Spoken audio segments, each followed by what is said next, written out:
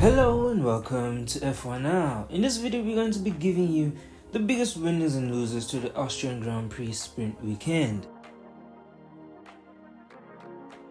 Okay ladies and gentlemen, so we have to give it to Russell for having an all-round great weekend, even with discounting the win. All weekend he was the Mercedes driver, looking to be, if not in the mix, slightly behind Max and Lando. And when the race got on, after having tussled with Hamilton, that was the case, him being comfortably behind the big hitters. And if you remember, his wish or prediction of the race came true. And by that I mean his statement of the fact that he will simply wait for things to kick off between Max and Lando and then benefit from the outcome.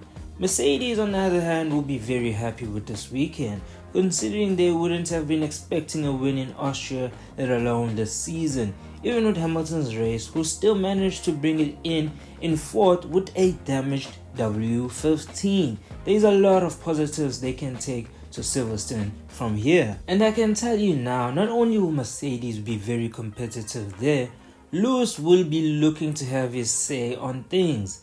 Next on the big winners list is Piastri.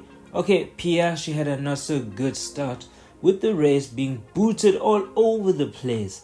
But he stuck it out, making the overtakes and finally almost being in touching distance to Russell by the end of the race. Next has to be Haas. Man, Haas really took advantage of the carnage in Austria, getting both cars in points positions as well. Now it proved to be very crucial why they had to stop having the small battles earlier that would have cost them lap time. And finally, Ricciardo and Gasly back in points positions again. Ricciardo will be very pleased with this result, as he's been on an upward trajectory in recent races, and now he's being rewarded with points. Gasly, on the other hand, I thought him and Ocon might take each other out again if they continue their little battles as well, but all good racing in the end. Okay, so the highly talked about moments between Max and Norris is why they find themselves here. I mean, with the performance the McLaren has been putting on this year, it was bound to happen that their friendship will turn sour.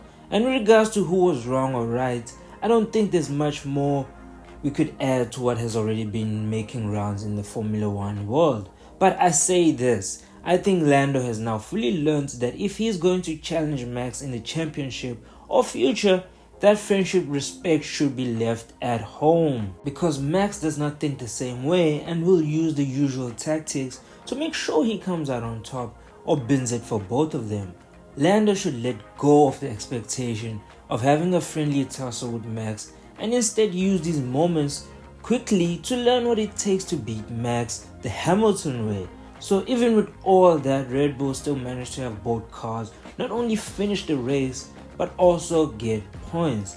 But they will be disappointed with the fact that it's their slow pit stops and Max's mistakes that lost them the race, as it brought Lando back into play.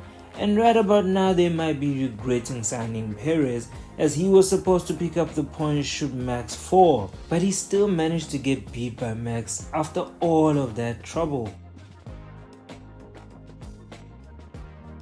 Now that is it for the Austrian Grand Prix Sprint Weekend biggest winners and losers. Next up is Silverstone in a few days, and you can be sure it's going to give us more crazy. So don't forget to like, comment, share and subscribe. Once again, thank you and bye for now.